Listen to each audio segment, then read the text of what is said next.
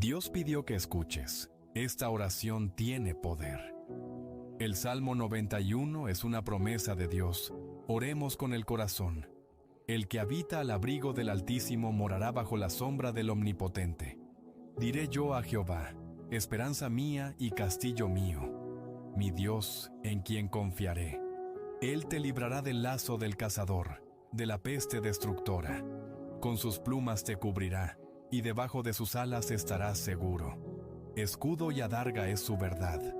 No temerás el terror nocturno, ni saeta que vuele de día, ni pestilencia que ande en oscuridad, ni mortandad que en medio del día destruya. Caerán a tu lado 1000, y 10,000 a tu diestra, mas a ti no llegará.